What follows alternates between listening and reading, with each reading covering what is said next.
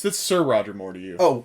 He's knighted. Yeah. Wow. Oh. He's pretty much a home wrecker at this point. Yeah. A career record. J.W. Pepper. Sean Connery's really not that bad a guy. But we just can't stop making fun of him. I smuggle pistachios. Yeah. That's what they always said. Draft, not bottle. We have deals on bottles. Okay, bottle. Yeah.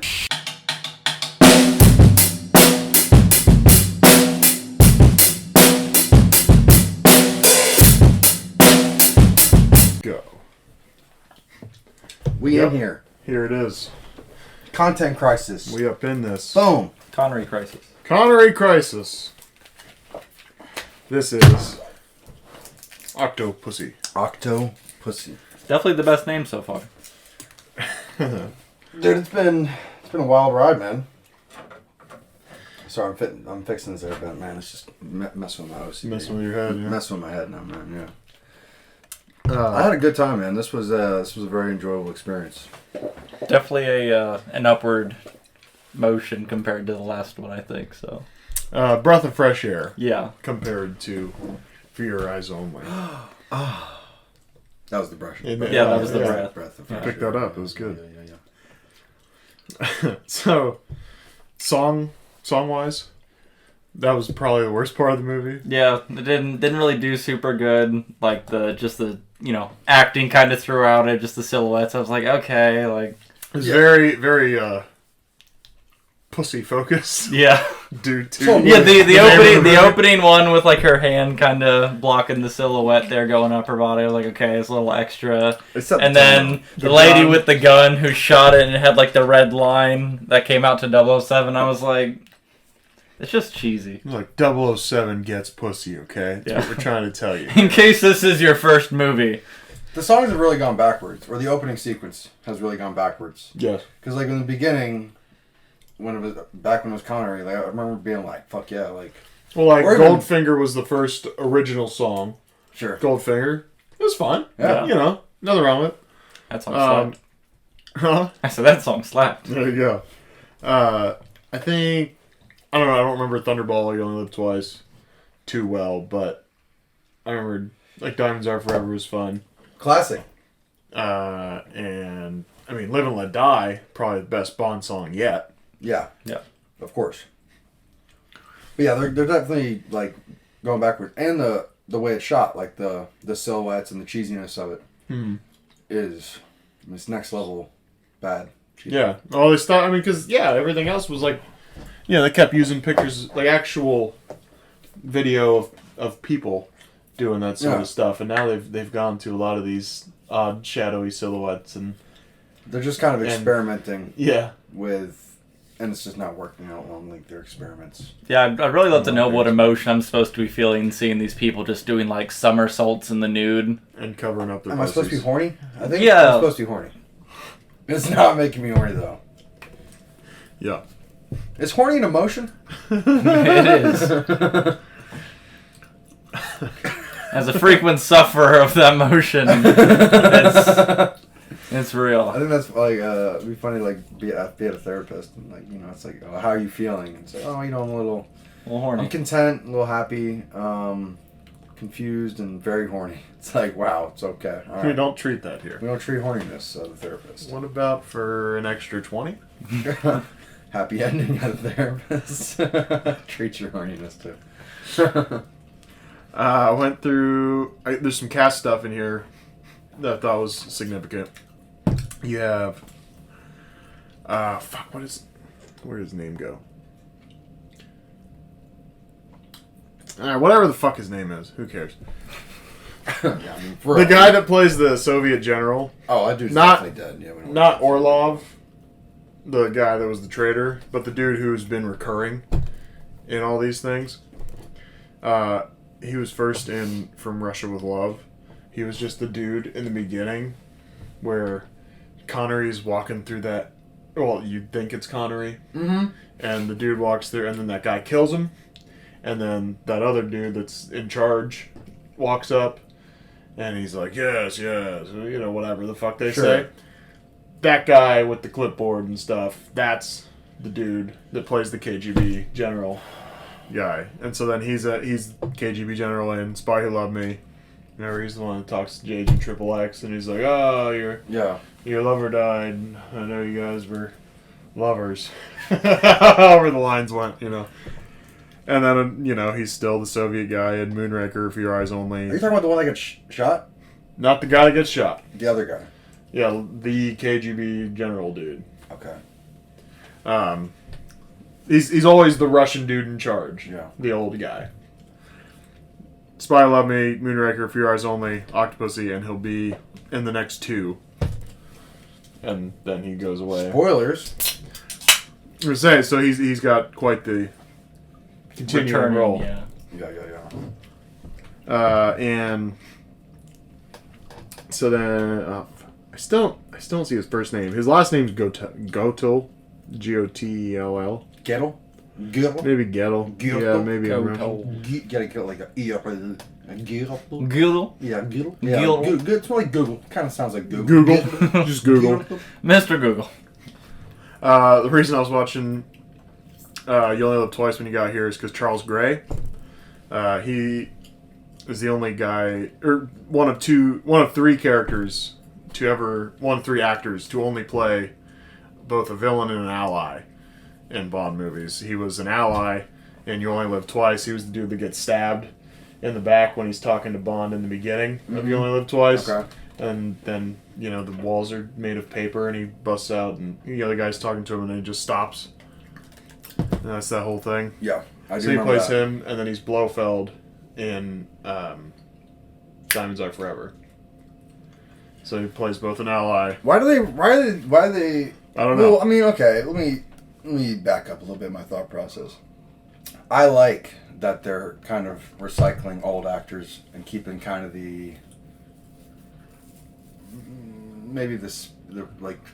what is it? Not the spirit of Bond alive, but like it's almost like tradition at that point. The essence, you know what I mean? Because like it's been around for a while at this point. It's been around for 20 years. Yeah. You know what I mean? So like everyone knows what the fuck James Bond is. So it's just as big at this point as it is today.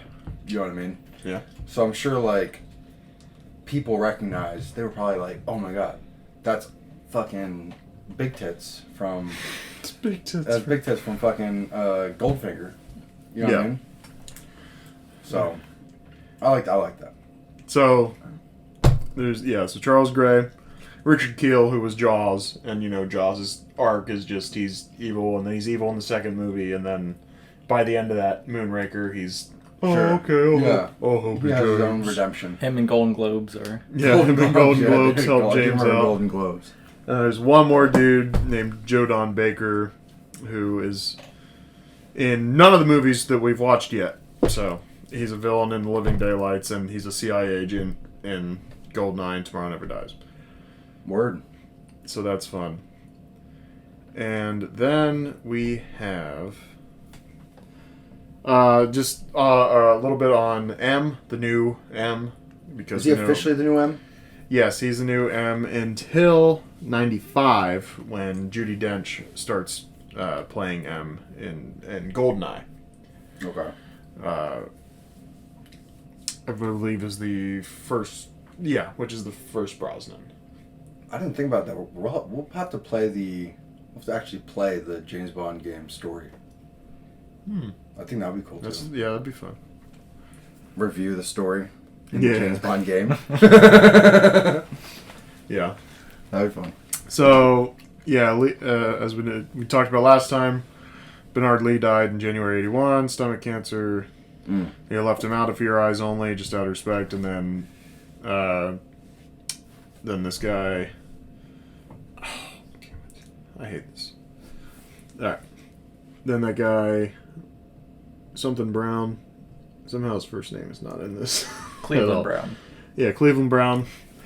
We'll go with that.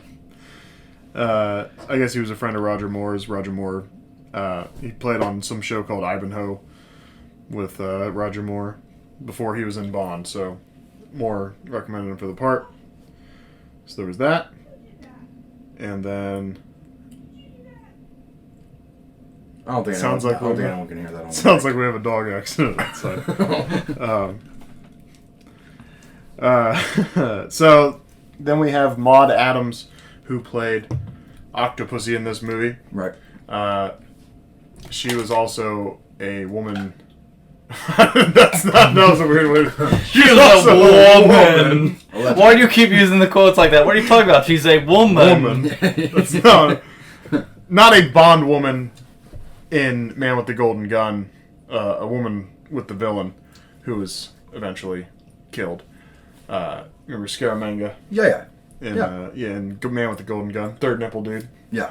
It was his gal. She was just more tan in Man with the Golden Gun. Yeah, they reskinned her for this movie. And I think her tan has just kind of faded away. Now we're in '83. It's 9 years later, so. That's it? She still looked pretty good. So great. she was, so she was in that.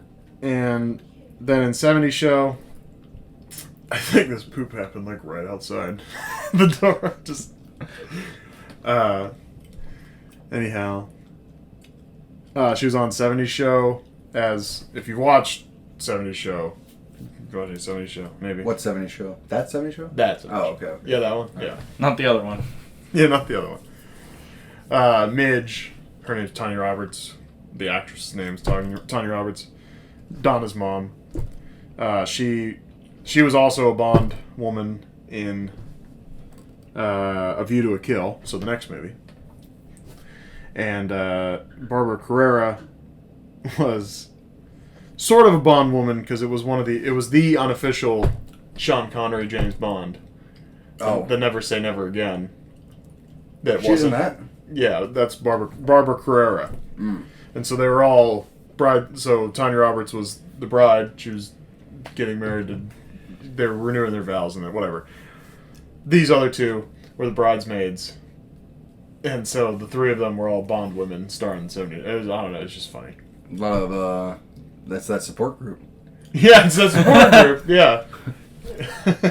They stick together, man. Yeah. You gotta stick together. Victims. Victims of old James. Has your loved one been affected by James Bond? You may be entitled to compensation. Yep. James Bond and mesothelioma. Kid for everyone's family. And then I got Bondisms. If we want to go through those first. Yeah, let's hit the Bondisms. I feel like this one was pretty flush with Bondisms. It was kind of nice. So many Bondisms. I feel like some I didn't write down, like the asps thing. I was just like, Yeah. Well, real quick before we go into the Bondisms, Yeah. I did want to say that there, like, what was it? Last movie or the movie before? You had like two. Yeah. Yeah. Same director, by the way. I was impressed that he made such a pile of shit in Pure Eyes Only, Sure. in our opinion. And then this movie, it's not like a fantastic movie by any means, but so much better, so much more entertaining than the other one. So much more entertaining. Well, and maybe he did more so what you and I kind of did, where we now go back and watch Sean Connery movies, and you're like, you know what? Just stick to what works, man. These kind of do it. So he's gonna have a lady. He's gonna have a fight. He's gonna have a chase. we got to travel to at least 3 different countries. Repeat. Yeah.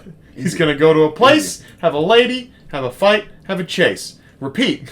Rinse and repeat, buddy. Copy, paste, Money. make your 100 million. Yep.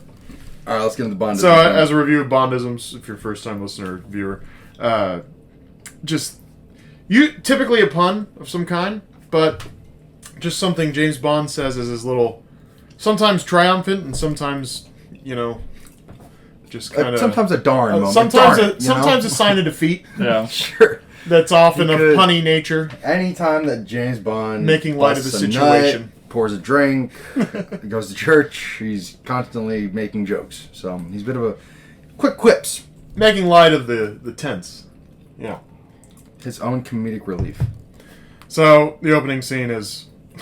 He's going undercover.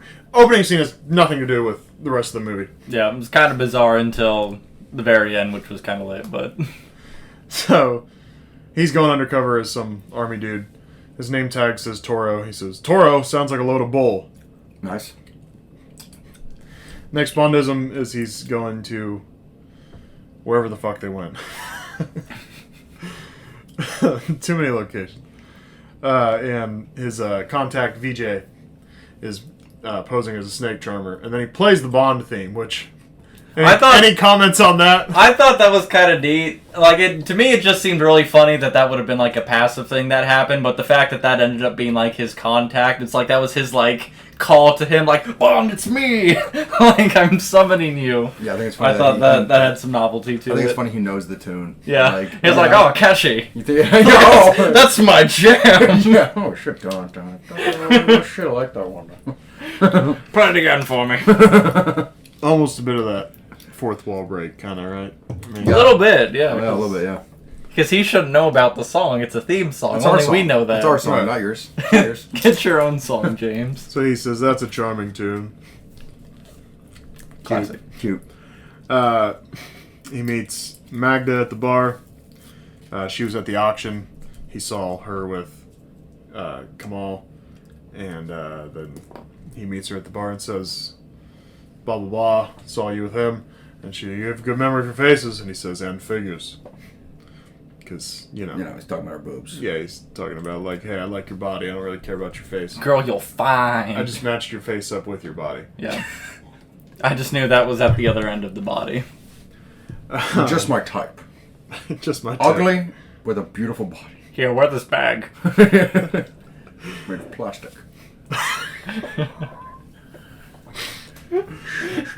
Don't breathe in too quick. Sleep, my sweet darling, sleep. Sleep. Real sinister. James, I don't feel safe. Good. I never advertised safety. I didn't want to trick you. So Kamal Khan is he's cheating at a what was that? What was that? Game? Dice? No. It's what the fuck's it called, man? Let's just keep going. Fiddlesticks. Backgammon? It wasn't backgammon, was it? No. Not even a little bit. That's Whatever the game. the rackets and everything, I think. Is that basketball? I don't know. Let's go. Let's move on. Baseball. It started with an R. I do know that. I forget what it was. Rutabaga. Riddle me this. No, the rupees is what they were. Was the currency. Let's keep going. I will find the name of that Alright. sport they were playing. So, whatever it was required double sixes for whatever their bet was. Yeah, he puts the die on the other side, and that means he has to roll double sixes. He has weighted dice. And it reminded me a lot of opening a Goldfinger. Just, villain cheats a game. Bond sees cheating a game. Calls out cheating a game. Costs villain money. Yeah. Pretty much every movie has like a gambling or like a game sequence pretty early on, which is specially trained henchman shows off some absurd strength or skill. Yeah. Crushes dice in hand. Saw it coming from a mile away. And then later he... Bro, they were playing backgammon. Oh, okay, cool. It was literally called backgammon? Yeah. There you go, he's playing backgammon. Wow. He has sex with villains. I should have never doubted it. Woman associated with villain. And then henchman comes in and karate chops Bond in the back of the neck, and he's taken captive by villain. With this being our 97th movie where Bond gets struck in the back of the head with one blow and is just incapacitated for 3 to 72 hours. I feel like he really needs to start doing some like back of the head training or something. Like you're talking about like having Q put like a metal plate or something back there. Yeah. Like he needs something. It's more of a doorbell at that point than he's just dong. Oh yes, hello. Yeah, they got to do something about that because he's like the easiest person to knock out. It's like a henchman quality level of being knocked out. Well, everybody needs that Achilles heel, right? Wear a helmet. His is the back of his head. He just wears a helmet all the time. Then everyone will see him coming a mile away, as if they don't already. Just a football helmet. Yeah. Black tie football helmet. So he says it's not really in the wrist, because that's what the villain kept saying when he rolled double sixes, and the guy's sweating, losing all his money. Yeah, and he's like, how do you get it every time? And he's like, it's all in the wrist, And I mean, when you're I think they said 200,000 in, as far as what he's rupees, lost. Yeah. Whatever that USD or British. I mean, it's a lot to whoever these people are. Yeah. Well, when we saw the payout later on, and it was stacks of money that Bond dispersed across his crew. Yeah. Yeah. He kind of He was kind of We're lax good. with that money, wasn't Yeah. he? We'll get there. We'll get to the money later. It's the next Bondism. Okay. Okay. So he, now I forgot. I'm off track. Dice. Money. Oh, the guy's losing money. And it's just like in Goldfinger where it's like, you know, how Goldfinger has the stupid earpiece in. Yeah. And it's like, okay, once you've lost $10,000, I'd give up. you'd maybe, or at least be like, hey, can I have a listen to that radio you got there? Yeah. You know, because who 'cause was that walking was- around with headphones in 63? Yeah. Or 64? Whatever. 64 or 67. Sure. Yeah, I know. Yeah. And then in this movie, you lose 200,000 and you're still just, all right, roll again. I'll do it again. Here, why don't you try my dice? You know, something. Your luck will run out eventually. Oh, one of these days. One of these days, I'll be in debt. He's like 8 million rupees in debt. He's just like, I'll get him. One of these days. I just need to win once, and then I can give up. Yeah, so not really in the wrist, you know. Next line, he's got his stacks, and he gives some to the dudes he's with. And, a little racist. Says, keep you in curry for a few weeks, wouldn't it? Yeah, that's easy. Easy. Heel boy. Yeah, chill, James. A little rough. Not your country, buddy. I mean, technically it is, but. Okay. So. When India still part of. When did they get their? I don't. Well, that's why I had tilted because I was like, I don't remember history well enough to answer that correctly. Let's keep going. I'll Google it. And then the next one is they're in their little, what would you call those vehicles? Tripods of some kind Yeah, because I they don't have 3 know. wheels. They got a name. I Google that too. But you know, he says he's in the back of there, and then he sees, you know, the henchmen are coming after him. And he says, "VJ, we have company." He says, "Okay, this is a company car." Fun, Classic funny. BJ. You know, guys jump on the back of the vehicle. You know, he's in a conflict with Bond. Bond gets stabbed. You're like, oh no, this is the end of James. Yeah. And then he just pulls it out, and he's like, whatever. Let's take a minute to acknowledge the bizarre weaponry all these guys were using. Yeah. Which was also kind of a little racist, I felt like. Yeah, some of them were just like, so I think one guy had like a regular like sword or machete or something. This other guy had this like starred knife thing he was trying to like stab into James. Yeah. I feel like there was another one with a bunch of like crooked blades on it. I called that the swastika sword. Yeah. It would be the equivalent of James. It only fighting a had bunch 3, but Yeah. It'd be the equivalent of James was fighting a bunch of Jews, and like they were coming at him with Stars of David. Like it just didn't seem like very. Just didn't seem very tasteful. Very distasteful. Yeah. That's the best word for it. But then, you know, he's sitting there whacking him with the little racket or yeah, the little cricket racket. yeah. Yeah. That was good. So the dude stabs him, and then he, you know, gets him off and pulls it out. Just throws it wherever, and you know, this lady's like opening her door, and it hits the wall right beside her, and she's like, huh. So a little reckless. Also, just a little thing. They're going, you know, they're hitting back and forth. You know, the carts are banging and banging, and the crowd just on the other side of the street goes, ah! And then they show a hit, and they're like, ah! I thought that was pretty fun. I was like, are they acting like this is a game or something? But how? Like, yeah. They passed him. So Well, that's the thing. It was they flipped one way to see him coming, and then after the hit, they had to look the other way. I suppose. Just the only they way I show can- like this, and they show this, Yeah. and then I don't know. It was weird.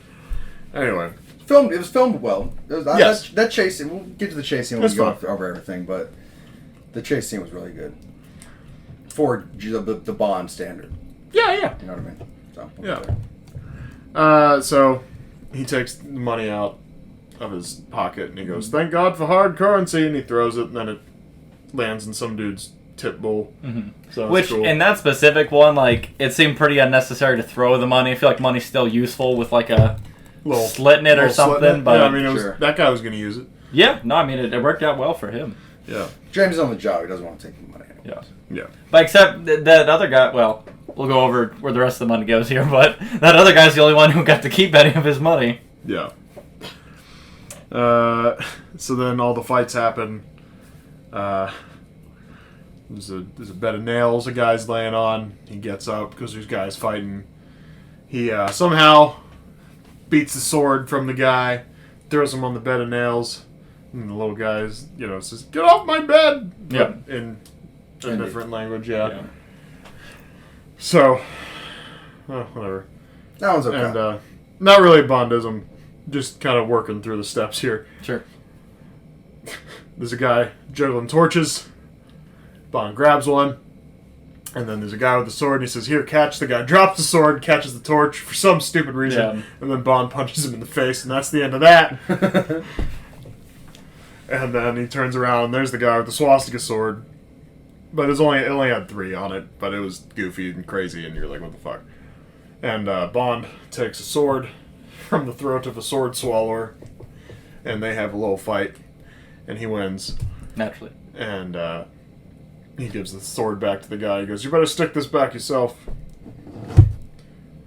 And then they run away, and they drive right through a poster, and another poster drops down, and then the henchmen are like, "What the fuck?" And then he says, "It certainly pays to advertise." There you go.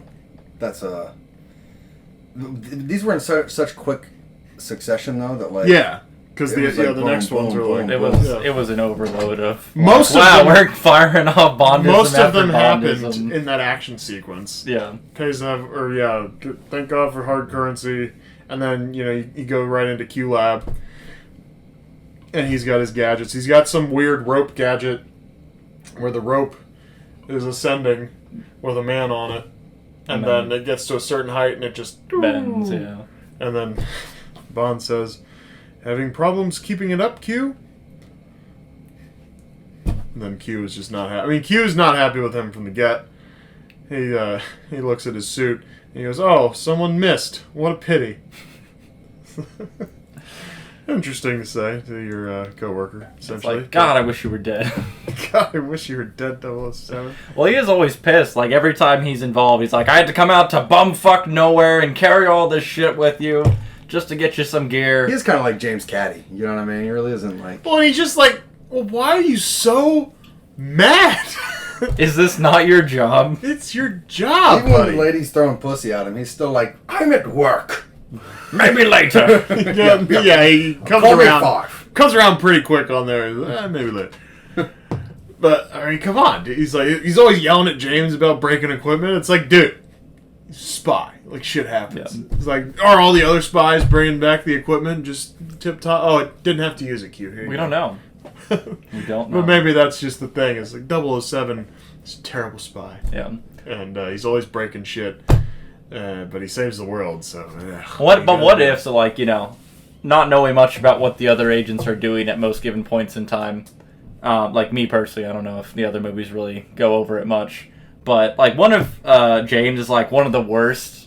So, like, they send him on, like, the stupid-ass missions to keep him busy while the real work is getting done elsewhere, and that's why Q's pissed, because he wants to do the cool shit, but he's gonna go mess about with James on everything. So, like, piggyback, or, like, he's got to really... It's like, Q, I need you to babysit James in India while we save the world again. He's just like, God damn it! James is like, make me a third nipple. I gotta go be Scaramanga. I'm like, what?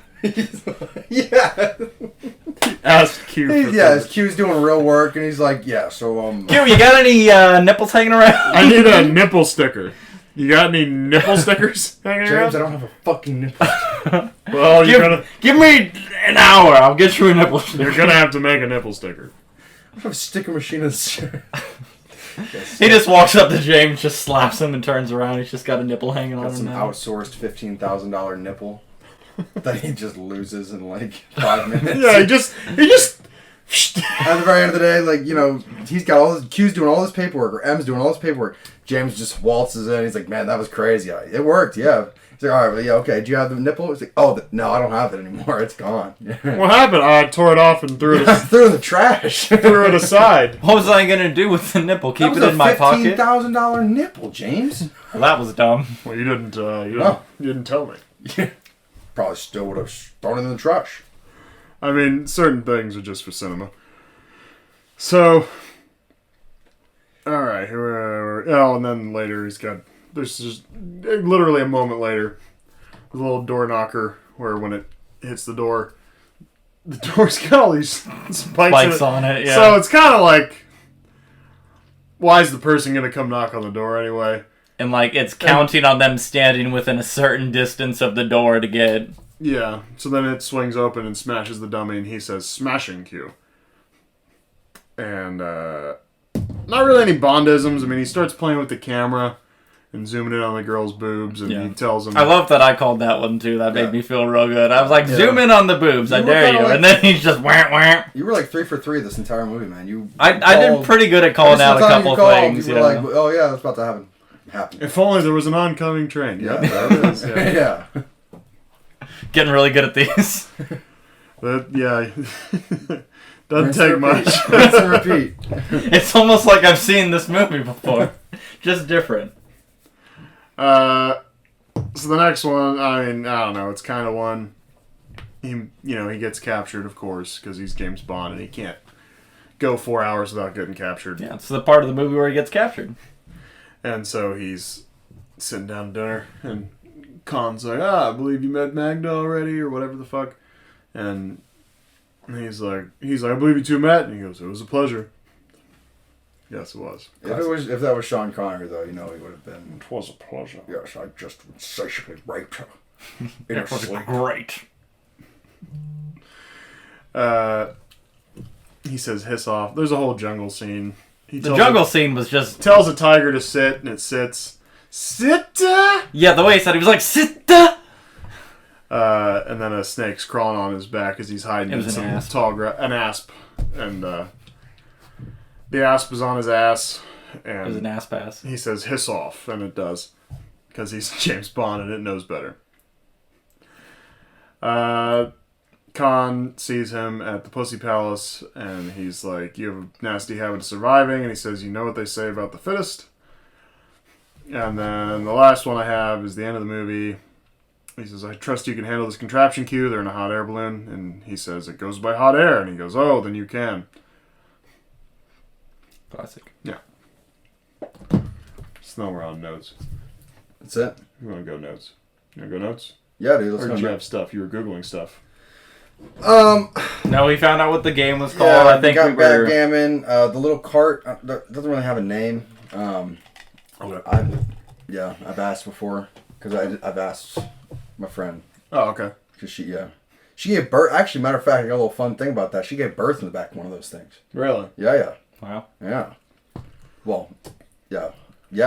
I can guess it's not the right time on a podcast to talk about it, but I mean, it might be. I don't know the full details, but yeah, she said that she was like on one of those little 3-wheel carts, and like they don't have a hospital near them, so she's like, they're like, okay, they threw her in the back of this thing, and it's raining and everything, and they have to drive like 20 miles to go to like an airport to get to the hospital. Right. Yeah. So no thanks, I'll stay home and do it, and I'll figure it out. So she's in this fucking little buggy thing, and she's like, all right, here he comes. So she gave birth in the back of this little cart.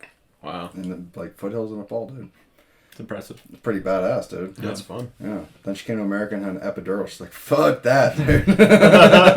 This is way better. Yeah.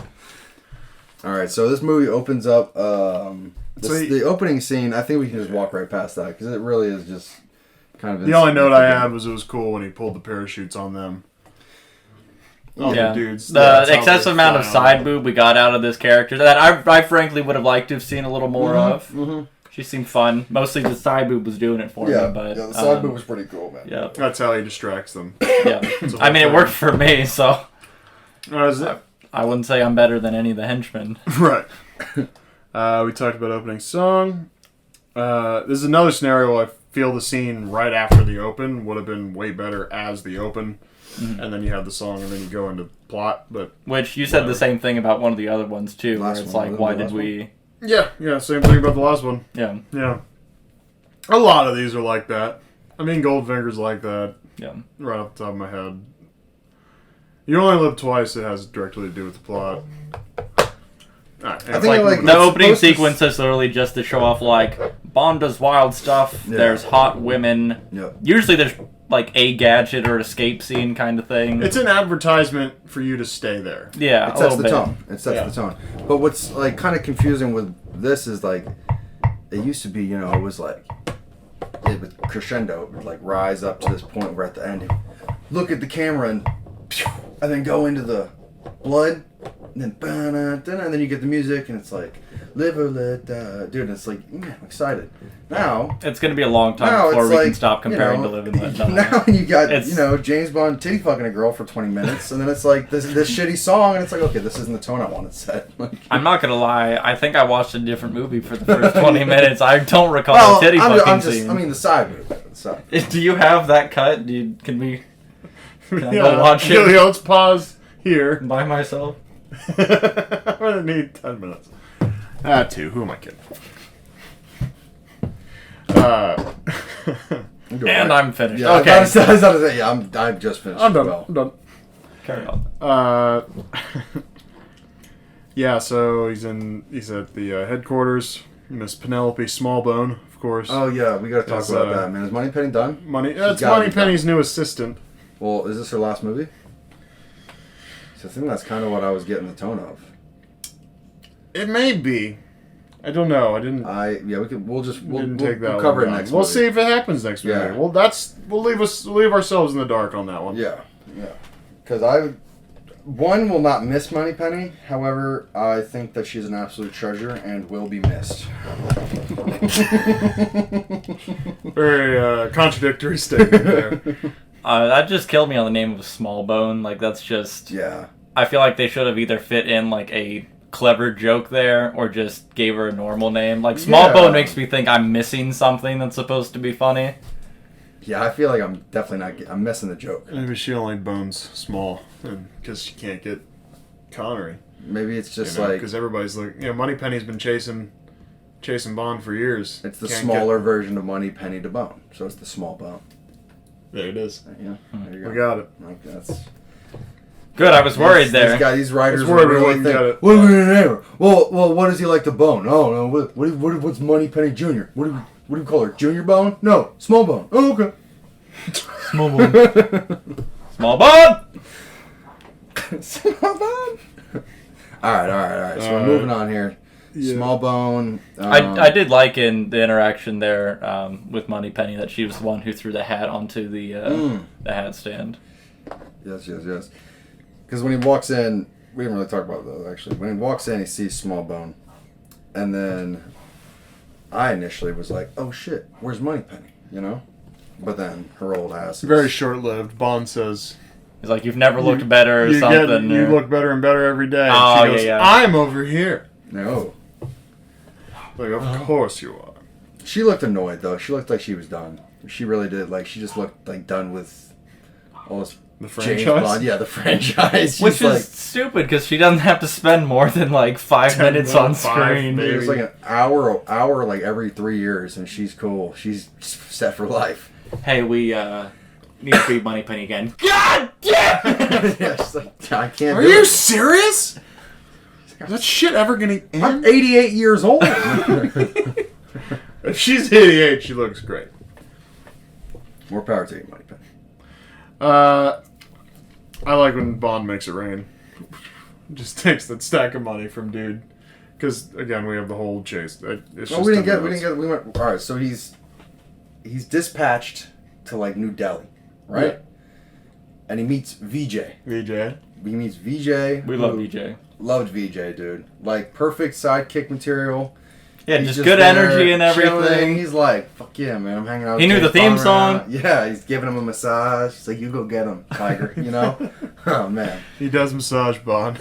Yeah. After, what was that? Just after a mission, man. Like, you know, anytime he's stressed out or needs some tension in the shoulders, VJ's there to rub it out, man. Sometimes he goes so low and too low, and Bond's like, hey. VJ's like, no problem. Well, you know, he had mentioned, like, he does, like, racquetball. He's, like, a semi-pro or something, so he does that as, like, a part-time job. So it's like, this has to be the coolest thing he's ever gotten to do. That was the thing. They established him, like, really well as a character. Yeah. They established him right like, we knew what he was about. He kind of had, like, his own kind of jokes and everything. Yeah. Like, he was like, oh, did you learn anything when you were at that club? And he's like, yeah, my back. And so I was like, man. Because he was saying, because he was supposed to be, like, VJ was kind of spying on Khan there. Because I guess Khan went to the right. He was like club, and he's like, "Did you learn anything? Oh, my backhand's getting pretty good." He's like, "Spy shit, VJ." Yeah. And then but that right there was where I was like, "All right, VJ's cool. VJ's my dude." Yeah. Then they do a bunch of spy shit. I'm kind of like, blanking on what the fuck happens. So he goes to the hotel, and then they're like, there's dudes at this. Oh yeah, at this casino or whatever the fuck, whatever. It was a party. They call it a casino, a hotel, and a club, and like it's all one mega building somehow. I don't know. But then he says a resort. It's a resort. But he's like, if you stay there, it's free entry. So it's like, well, that's kind of weird. Like, this is a high stakes poker backgammon. It's a high stakes backgammon room, and if I just get a suite, I can go. I can come in. Yeah, it's kind of cool. It's kind of sweet. Kind of sweet. Yeah, so, he takes the money from BJ, and he's like, and then that draws a crowd, stops the henchmen from being on their tail. Yeah, I don't know about you, but, like, my logical brain, if I saw someone throw a bunch of cash still in the middle of the street where cars travel, still waiting for the car I might look both ways, before I just blindly dive in for... again, I don't know what rupees are, so I don't know what the conversion is. I don't know how much I should be caring about getting like 12. I mean, I wouldn't jump in the street for 12 rupees, but I mean, if somebody throws a whole thing of cash up in the air. Yeah, I played a lot of Legend of Zelda, and like 12 rupees doesn't get you shit. Yeah, true. You can smash. Well, that's video game currency. I mean, video game. They don't want you to get a lot of video. Well, video game, Yeah, that's fair. The currency. It's all. It's kind of like Bitcoin, man. You gotta. It's kind of like Bitcoin. It's all on the blockchain. Yeah, you're right. Rupees are built on the blockchain.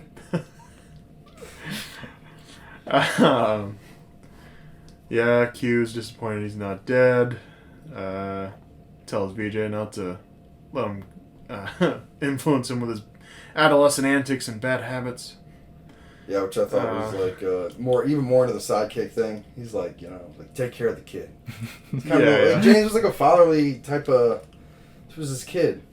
Yeah. Failed him. Even when he's sitting there waiting for James, he's fishing. Like, it's just he's like got that kind of adolescent. Well, they're posing as fishermen. Well, I'm just saying. You can watch. But just the image it creates is like that he's just, Yeah. waiting on Mr. Bond.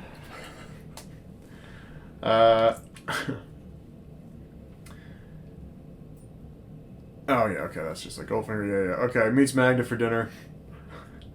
Says something, she says, price eggs for your life. And he goes, that's one I missed. Oh, we didn't talk about, like, the... price eggs. I was rising, but I think that's a bit high. We didn't talk about the egg. We didn't talk about the, Yeah, I mean, the opening scene's the clown. He's running from, these twins that throw knives. And he gets a knife in the back. He goes down the river. He's got the egg. Gets it to the ambassador. And, so the whole plot's based on, like, jewel thieves. For some reason. And then you go, oh, here we are. Right. Here's the bomb. We found it. Like, 2 hours in. There's a bomb involved, of course. Yeah, so I don't know. The plot... I feel like it was just information we should have, like, known was the plan earlier on, maybe. Like, that would have helped us know that we had this event we still had to hold out for. Yeah. But it was kind of just like, hey, at the last minute, oh, by the way. First it's about an egg. Yeah. A Fabergé egg. Fabergé egg, yeah. And I was like, it's weird that we're, like, caring a lot about, like, just a couple 100,000 pounds, like, worth of because the bomb's not even discussed. Like, I don't think they know about the bomb. Yeah. And then partway through, because you're kind of learning okay, so Khan is kind of like a middleman between the Soviet dude who like wants to smuggle jewels in to sell and make money, and she's got a circus. Octopussy does, and so Khan's this kind of middleman between the Soviet and the the smuggler, and she smuggles it underneath the cannon for her traveling circus. Is what happens, and then there's a bomb involved because apparently this General Orlov dude is going, well, fuck this KGB general who thinks that NATO's no problem. Yep. We got to keep expanding on our territory, and if a bomb goes off, NATO's going to go back and we're going to assault the countries next to us. And that was so weird. It's like so much of the scope felt like it was all just within like jewelry peddling. Like that's what I felt like we spent most of the time on. We did get the setup that like he wanted them to like attack and invade and everything. He wanted them to do shit.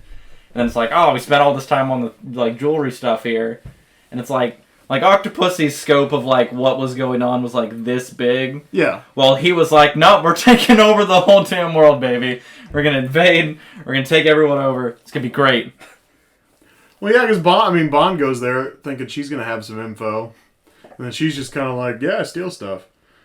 It's cool though. It's pretty goes, small time. Well, I've diversified. I mean, I do carnivals and stuff now. And he's like, oh, so you're money laundering. Okay, cool. Neat. You know? And so, yeah, they kind of throw that out there in the beginning, but then... Was the only reason that he got involved was because the other agent got killed? Yeah. But why... So, what was... These are all legitimate, like, I don't understand from watching this movie, but, like, why... What was the significance of that original agent going and getting that egg? I don't know. Was it like a prized British possession or something? Perhaps. Okay, all right, yeah, I didn't get it, like, cause I didn't. Get Unless it was to get to Octopussy to kind of figure out because they knew that there were these ties, but they just needed leverage. He lost his life delivering this. Yeah. Egg. Yeah, that's because he doesn't know how to outrun two dudes with throwing knives. Yeah, he did have. You know what I mean? Like balloons attached to him too. he had untied balloons, buddy. Running through the woods trying to hide with balloons attached to him. It's like, yeah, they're gonna pop, dude. But yeah, 009 had to have been new because he was not doing great.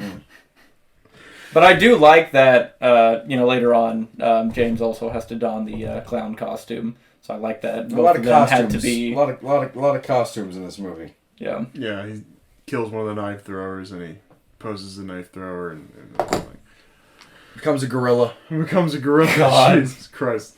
We'll get to the gorilla. Alright, so we've kind of established that this is a weird jewel thieving story. They maybe should have just heavy-handed the bomb thing. They kind of show you the Russians being, saying this Orlov guy being like, "Well, no, we gotta get it." They almost resolve it where this guy just gets stepped on. And he's like, "No, we're not. We're not taking over NATO and blah blah blah." Yeah. And then later he goes, "Well, I got to bomb," and so he wants to take over anyway. I got to bomb. All right, so and then he sleeps with Magda. Back to the eggs price. All 8 of her pussies. No, Magda. Oh, you're right. This is before he gets captured. And she says she needs refilling. Nice. Bond goes, Oh, yes.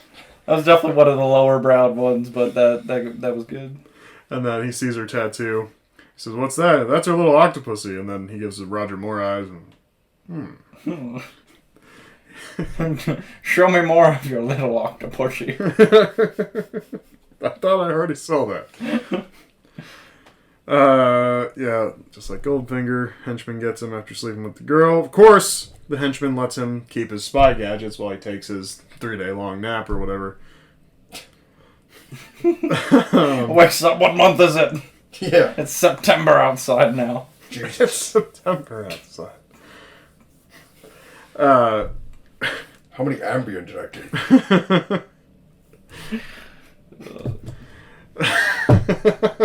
Alright. So, Gobinda is the henchman guy that crushes dice and whatever. Just looks pissed off the whole damn movie. Comes and gets Bond for dinner.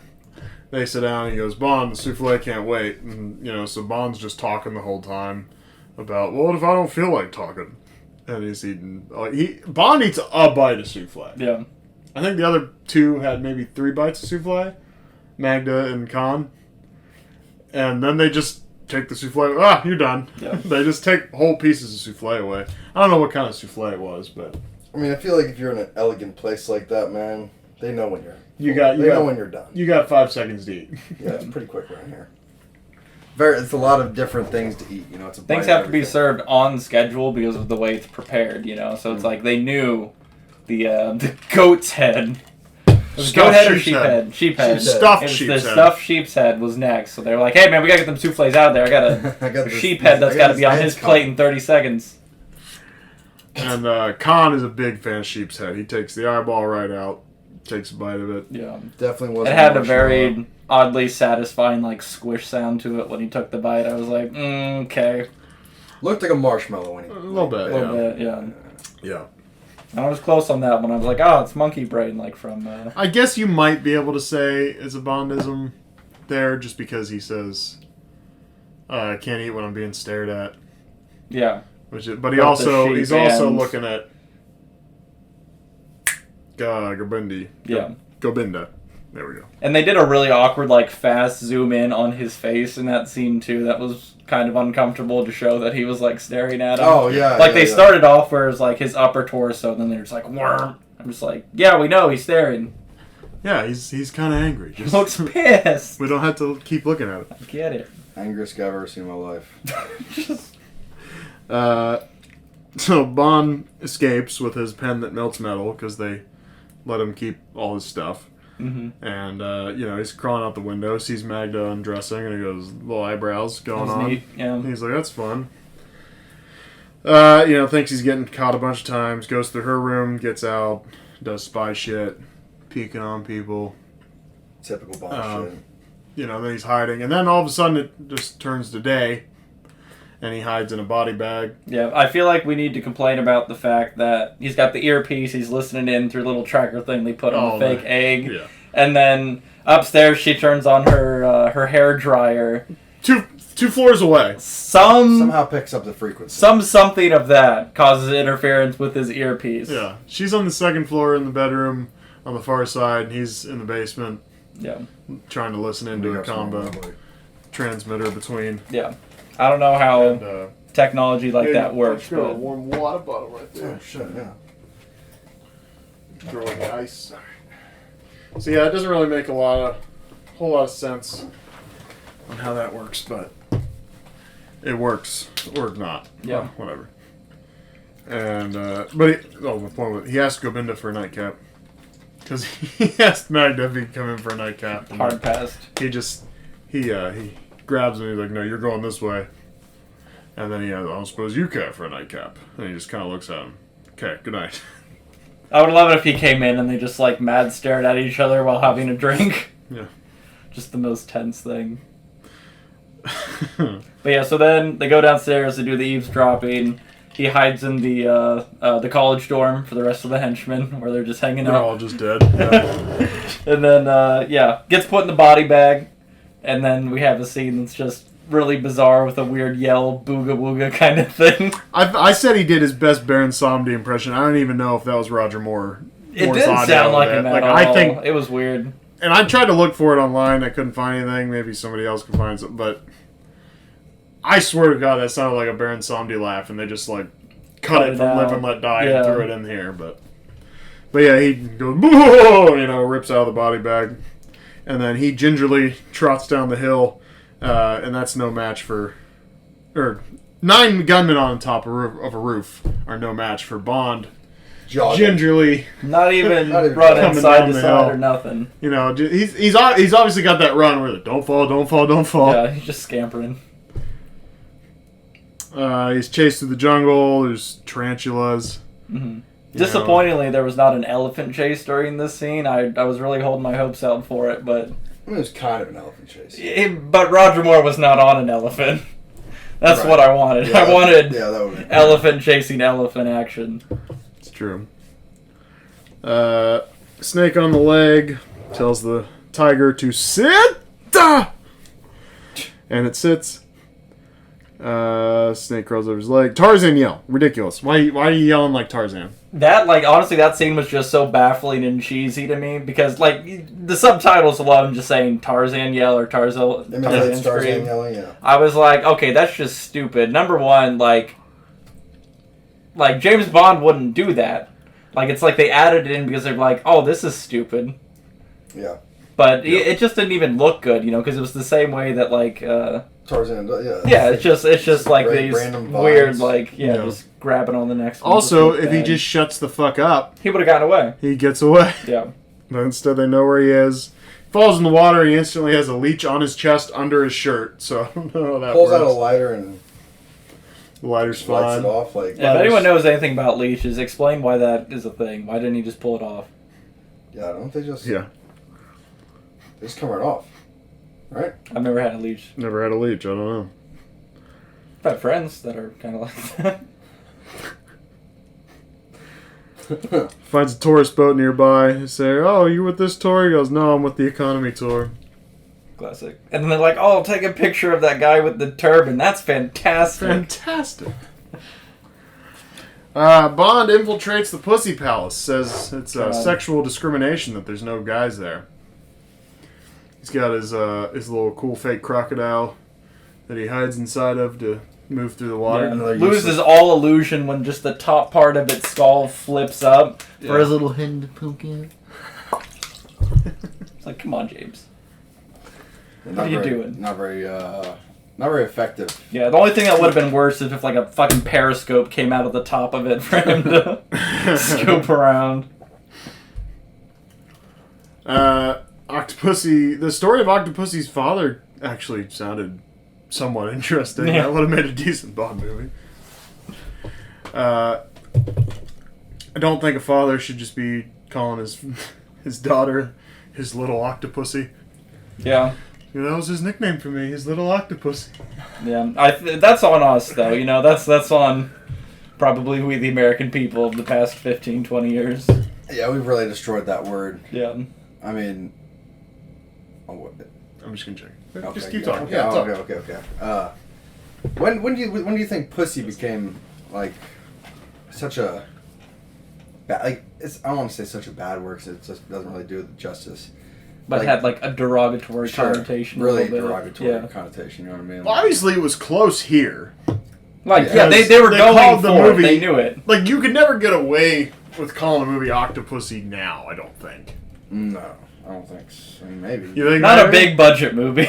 Well, sure. You got If a you B want, movie, I'm sure, rolling out called Octopussy. if you want to make a dirty movie called Octopussy, I'm sure you can do it.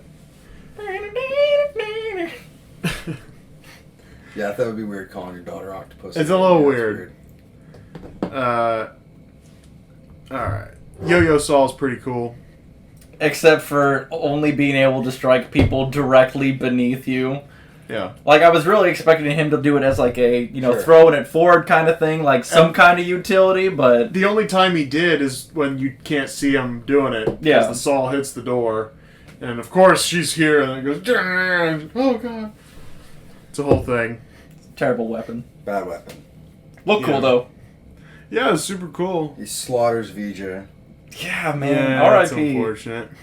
The thing that got me was when Bond, grabs the cord of the yo-yo saw and drags It him down. stopped spinning, too, when he grabbed the cord, so I don't really understand how this machine worked. But I was thinking maybe it was like chainsaw blade or something back and forth. I don't know. Don't think too much into these stuff. don't try. I'm just making notes for Q later on. Yeah, you gotta talk to Q. But he just pulls him down off the balcony, which is badass bedroom of Octopussy's. Weird ass bed by the frame, way. but Weird yeah, ass. the I room mean, it's an itself. octopus, but whatever. Goofy, for sure. But the balcony surrounding and the window, it's a sweet bedroom. Yeah. She's got a crazy It's weird though, chandelier. because it's She's a almost smart built one. for a crowd, Yeah, it is. It's like I feel like there's a lot of viewing points from this. It's kind of weird. And it's all really focused on the bed. Yeah, she was just ready for her OnlyFans. Yeah. She was a couple years early. Yeah, just a couple. So, Yo-Yo Saw's cool. Oh, sorry, the cord. I never finished that. Yeah. Yeah. So he pulls the guy down. Of course, the guy falls in the bed. He's fine. You see the guy. I mean, the guy's getting up as soon as they're running out of the room. So you'd think he'd either finish subduing that guy, or maybe take the saw with him. Don't just let the guy Disarm him. keep the saw. Yeah. I don't know. Just a thought. And then I had a comment on the elaborateness of the plot. Just how it was so goofy. There's a lot of train car moving. And Yeah. Just to go back to that scene though, the octopus that latched onto the dude's face and was definitely kind of fucking the shit out of It it. just... It was like shit. That poor octopus though, it can't have survived. I mean, Probably not, no. Poor octopus. poor octopus. I don't know. I cut a little bit just from the plot that could probably ties in just these pieces that were kind of going, what? Sure. What was that? Bond discovers that Orlov has been supplying Khan with priceless Soviet treasures, replacing them with replicas, while Khan has been smuggling the genuine objects into the West via Octopussy's circus troupe. Orlov is planning to meet Khan at Karl Marxstadt in East Germany, where the circus is scheduled to perform. Traveling to East Germany, Bond infiltrates the circus and discovers that Orlov has replaced the Soviet treasures with a nuclear warhead, primed to explode during the circus performance at a U.S. Air Force base in West Germany. The explosion forced Europe into seeking unilateral disarmament in the belief that the bomb belonged to the U.S. and was detonated at the air base accidentally, leaving the unprotected borders open to a Soviet invasion. That kind of... Yeah. I get it. And that took you 30 seconds. It did. I feel like they could have done it a little better in 2 hours, but... Yeah. Anyway, so is it really that easy to get a car on its side? Because Bond... that's the second time he's done it. Remember in Diamonds Are Forever, he gets the car on its side. Oh, yeah. And then he just flipped it to the other side like it was no issue. And he does it again here. Flips it on the side, yeah, I mean, It's not a big deal, man.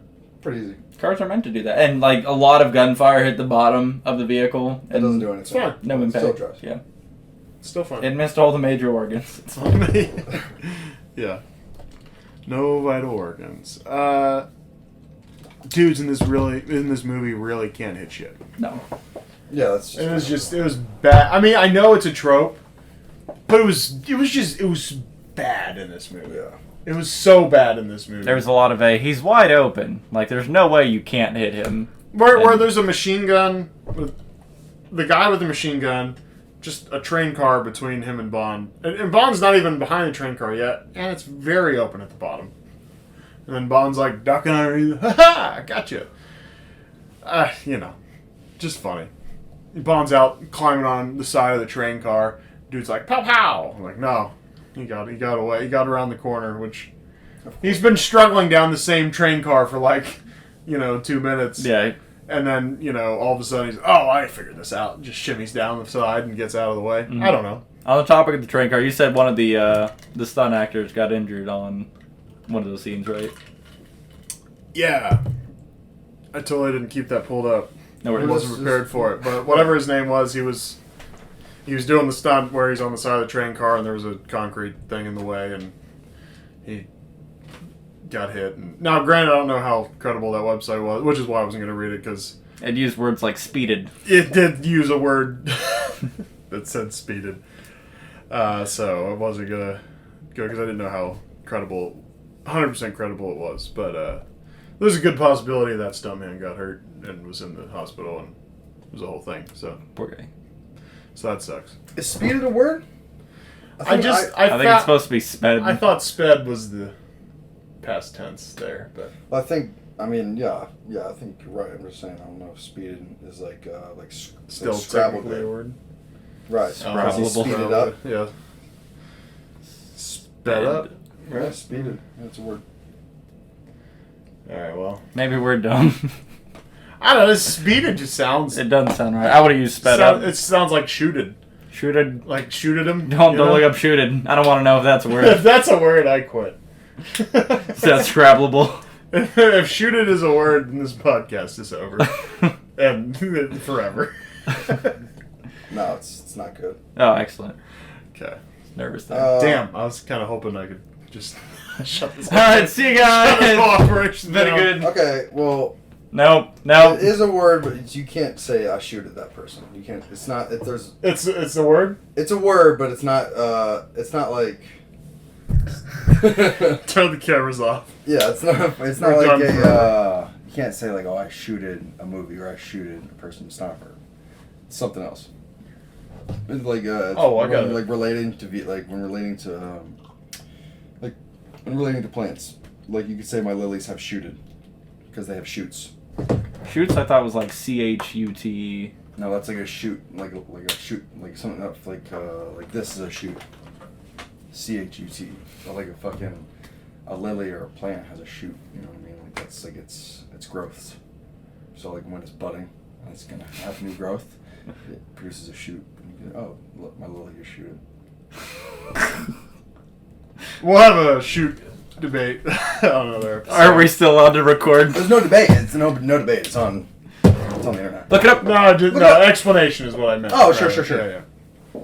I'm a bit of a linguist these days. He moves. Bond in the gorilla suit is so ridiculous. Moves far too much. Checks for his fucking watch. no one to notice. And he gets out of it far too quickly. Also, without anyone noticing. Yeah, I would have fully expected that scene to have been taken from an Austin Powers movie and not a James Bond movie. There you go, 3:45. Bond in the gorilla suit checks his watch. And like all these. Well, how did he have the watch on the outside? It had to be I think more. that was the joke. Was that when he looked, it was natural. Like thing naturally, he realized. And then he's like, "Oh wait, I'm in a gorilla suit." Yeah, yeah. But just for that scene to have worked, that means he had to put the watch, like he had to take it off and then put it on the outside, so it was on the gorilla suit, not on his wrist. Yeah. And then he somehow just skedaddled out of it in like the 2 seconds that Gibraltar over here was looking away. I forget his name already. Gibraltar. Gobinda, the main side henchman. Yeah. The moment of panic between Gobinda and Khan when the car almost doesn't start.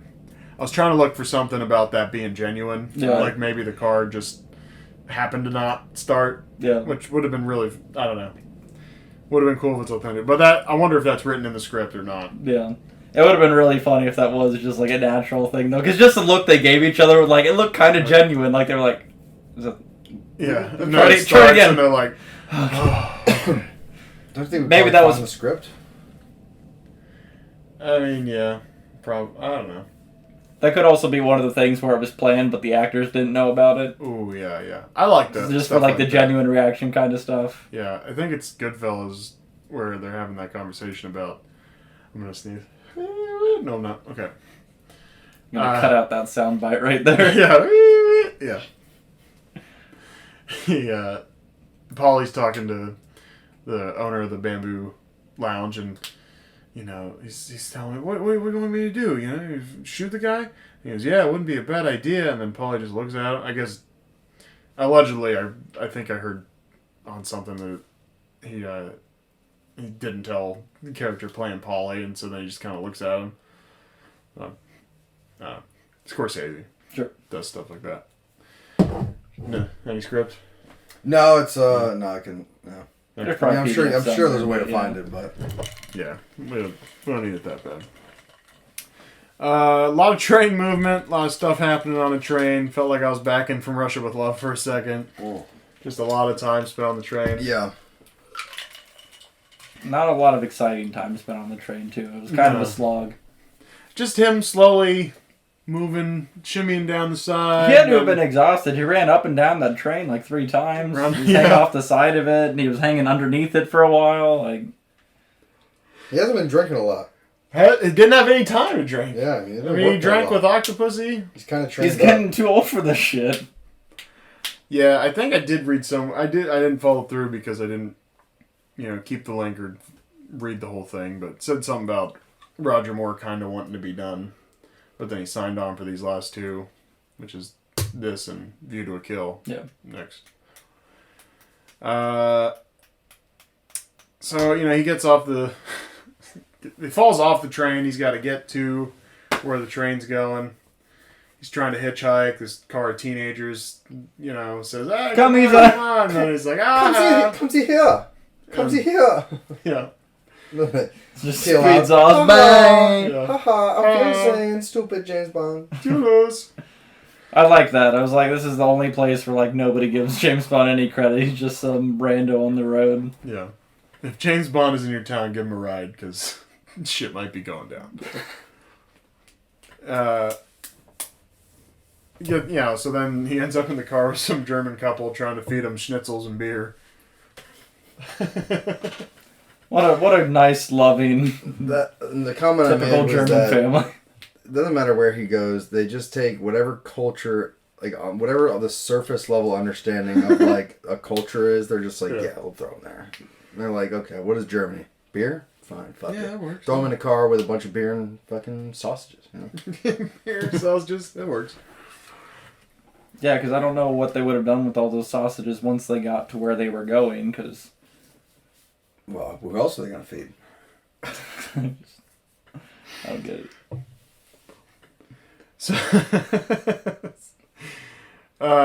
So, he gets in the car, he steals this lady's car in the phone booth, and she runs out, "That's my automobile." Yeah. Well, she's being a bitch. She wouldn't get off the phone. Wouldn't get off the fucking phone. Women on the phone, I am James Bond, damn it. Apparently he speaks some German. He had a couple of lines, both Fraulein. With the couple in there. Everybody knows Fraulein. Yeah. I mean, he's British. I'm sure being British and a spot, you gotta pick up a little German. Honestly, I just don't really remember him speaking many other languages so far. So. Hola, bitch. Yeah, I don't remember hearing him say that, but... Hola, puta. Mucho pussy. Mucho pussy. What's 8 in Spanish? I don't know. What is A? The letter A? The letter A. 8. 8. Number Ocho. 8. Like Ocho. Yeah. Ocho pussies. Come here, Ocho pussy. So the police are on him, and he, gets to the front gate. You were very upset, somewhat upset by the scene with the guard at the gate. Where he was like shooting downwind of where like the rest of his allies were, and I was like, why? Like, cause you look at it like he was shooting the direction he got Olaf as he was trying to run after the train. And then when it changes camera angles, we see like they have other guys at like a whole other gate. I was like, if you would have missed a little bit, you're shooting your own guys. Oh, okay. I was saying the when Bond gets to the gate in the car.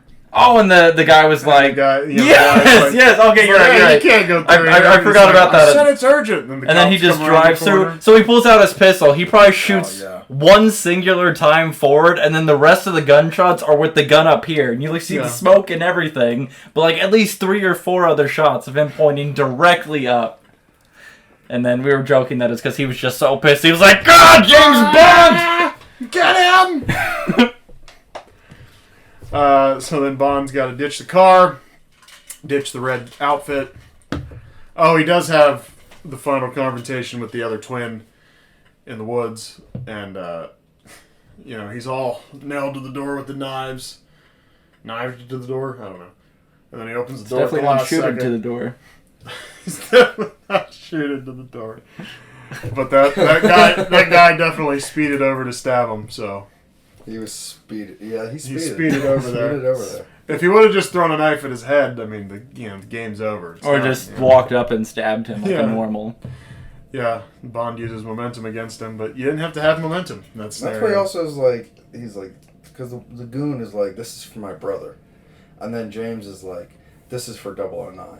Yeah. And it's like, that guy in the clown suit was 009? Yeah. Like, what the fuck? He ran away like... First off... Well, he judo chopped one of the twins. So he only killed one of the twins. The other one's just going to wake up in 3 to 72 hours. That's kind of how these things go, apparently. Like, where's my brother? Oh, he got stabbed. And there was a note carved into his body that said, this was for 009. Unfortunately, we don't have the budget for revenge arcs, so you're just going to have to deal with that. I like that. So Bond comes out full clown makeup, full clown outfit. Ridiculous. I mean, just a moment. Yeah. So a lot of makeup in a short amount of time. I love that no one takes Bond seriously about the bomb. If someone runs in my house telling me there's a bomb somewhere, I'm at least gonna, take a look. At least exit. I'm gonna take a peek. Yeah. Is there a bomb? Okay, I'm out. If there's no bomb, okay, thanks for your services. Yeah. I appreciate it. I'm at least gonna check. I'm not just gonna. You're crazy. That's everybody. Sir, this man's either drunk or crazy. Like, you want to go? Just go check. Just no one's ever tried to bomb a circus. I mean, check it out, man. Well, back then, like people just. Well, especially military people though, are gonna go. Bomb schmom. Like, come on, man. Like, a military guys? There's no bombs. You're crazy. Yeah. I would be like, now that I think about it, there is a completely third-party group of people that's in our Air Force base right now. Maybe there's a risk involved. Maybe we should look into it. You know what? There's like, we are in the middle of the Cold War. Yeah. That's the thing. This was too hot for this war. There is a lot of nuclear tensions going on. There's this whole Berlin Wall deal going on at the moment. It's the source of a lot of tension in the world. Nah. There couldn't be a bomb here, though. That's crazy. So I just thought that was ridiculous. Q's the hero in the end in the hot air balloon. Gets all the bitches. It was very Austin Powers like balloon too. Yeah, I mean, of course it's Britain. I mean, that's the funny thing is, I don't know. We've seen Bond with Britain parachutes before. It's just silly sometimes how animated these things get. The paraphernalia almost. Yeah. Bond shoots the little ball at the end of the banister. He does the slide down the banister, shooting everybody, and he shoots the ball off the end so he doesn't. He did the Roger Moore eyes too, where he was like, "Oh shit!" Oh no, yeah. Roger Moore eyes is definitely a thing.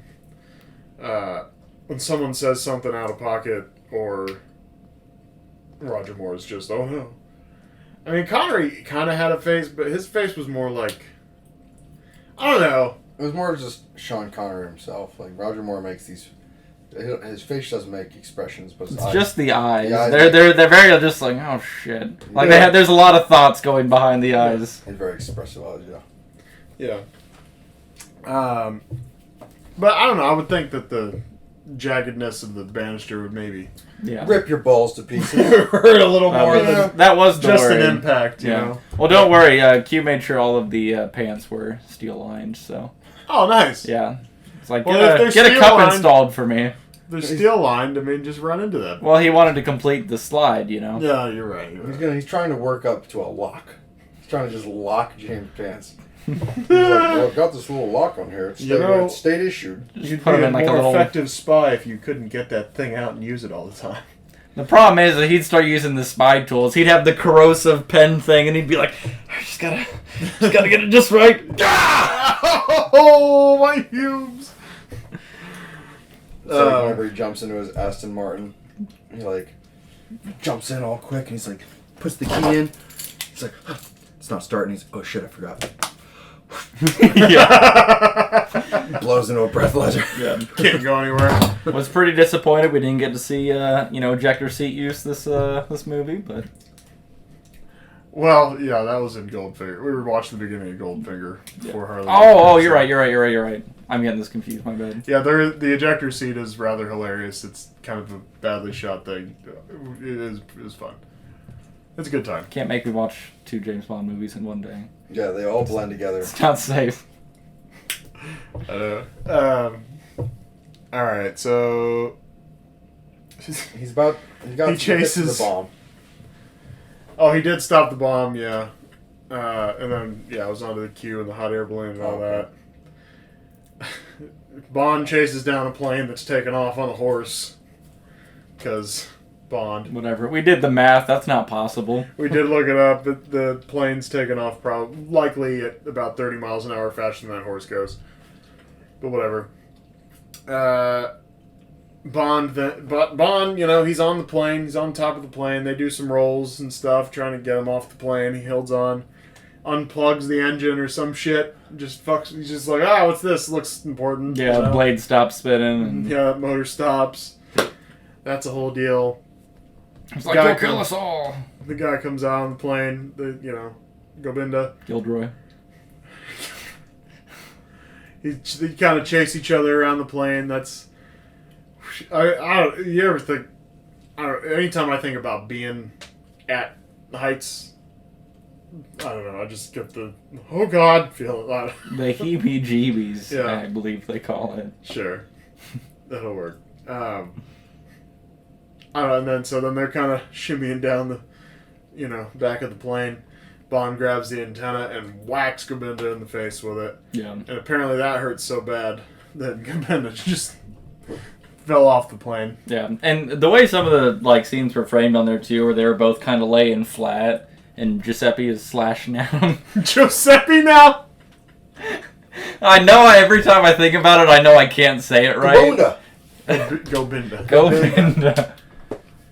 So as Gobinda is sitting there, he's like kind of slashing at him. I'm like, you are definitely like in range. Like James should be cut in half right now. Yeah. Like they were definitely close enough that he should have been hitting him.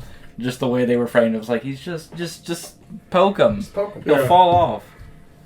But Well, I think it's okay. Side characters, it's hard to remember the name. Like, we called the Asian dude in Moonraker Juicebox, and that wasn't good, and I regret it. And part of me wants to go back and just bleep that out. What do you mean? That's hilarious. It's a side character. I just don't want it to be. I don't know. You say racist shit in here all the time. What are you talking about? Plus, it's not racist with just juice box. It's not No, racist you're at right. all. You're right. It's not like J.W. Pepper stuff. no, we're better than Pepper. Yeah, he was a monster. Bad I luck. still don't know what pointy heads means. Because that's what he kept calling them, and I didn't understand. Yeah, I don't know. I thought they had maybe some kind of hat Because of that the hat was deal? pointy.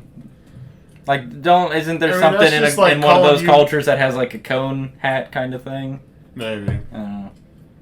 That's like calling somebody nose face. It's like, get a nose Like, thank on you. your face. Yeah. I don't know. Okay, so then we get to the end. The plane crashes. It's crash landing. Bond and Octopussy. The plane's going across the ground. They jump out right before it goes off a cliff, and then Khan dies a fiery death in a plane crash. But As did you he should. though? Huh? But did he though? Yeah. Never know. He's still got a lot more movies. Maybe he'll come He back. might like open his eyes like. Remember we talked about this. Plane crashes. Sometimes they survive for plot. Yes, Maybe they'll resurrect him and waste him in a opening sequence of another Bond movie. Yeah, again, I couldn't stand. It was a waste. Fuck For Your Eyes Only. Fuck that movie. Yeah. All right, so of course Bond faking an injury to miss work before it was cool, and of course the opening shot to that is. Oh yeah, they're like. boat. You expect to see them just like in bed under the covers, but they're in. Out because they're rowing. Yeah. Girls are rowing. It was like right when they were talking about like, oh, he's has an injury right now or whatever. He's resting or whatever. Yeah. And they cut to him. It's like in, out, in. It's like that's what he's doing. Yeah. Sounds like Bond. That's the end for me. Yeah, it definitely like the very just like final chunk of the ending was weak for me compared to the other ones. Like they usually like logically go into a thing. This one they were just like end movie. Yeah. Bond's laid up. Oh, and of course the Russian general said, I should have wrote it down. Yeah, my country categorically denies that this incident ever took place. Yeah. It's funny, the theme across the past couple movies, I mean, other than Spy Who Loved Me, because they team up. But the theme across, like, For Your Eyes Only, he just goes, he's after the, whatever it's called, and he's like, the ACAT. Yeah. And he's like, Bond throws it off the cliff, and then they both just kind of look at each other like, Yeah, he just like laughs and is like, okay, bye. He's like, oh, damn. I got me. I got you. Then he leaves. I like that the Russians and like. They make the Russians look like goobers. Yeah, they're just like Russians are pretty chill. Yeah, they just Like make the Russians look like they're always like trying to do stuff. And then at the end of the movie, they're like, It's like, oh, Russia. You caught us doing stuff. We're denying it ever happened. And then they just leave. And then they get chummy again. They're like sitting there like in a room together like, okay, alright, no, it's fine, Yeah. no problem. For our Anglo-Soviet relations, I suppose he can return the Promenade Star. So, just ridiculous. Also, here's this nuke back. Catch! Why forget That would have been a good ending Why forget sequence. that nuke back? Thanks. Thank you. Alright, wait. So what'd you wait think? again. I'll tell you what. I want to say I apologize for not bringing the energy. I am That's okay. hungover, man. It is hitting me like a brick house right now. It's all good. Yeah. Man, I liked this movie though. It's quite entertaining. Yeah, this was definitely the best one we've had for since Live and Let Die. Yeah. I'd say. Compared to the last movie, this was an absolute treasure. But compared to what is to come, I know that this doesn't like. I know that it can only. I know it can still get better. There's a lot of things in this movie that were very wrong, but like I said, it was very entertaining. Mm-hmm. I liked VJ. I liked the setting. I liked the ladies. The side boob was cool. Juicebox wasn't in it. What did I give? Let me see here. Pure Eyes only got a 5.4. Okay. Spy Who Loved Me got a 7.8. Spy Who Loved Me got a 7.8. Wow. Which was higher than Live and Let Die, which I was offended by. I gave Spy Who Loved Me a 7.8. Indeed.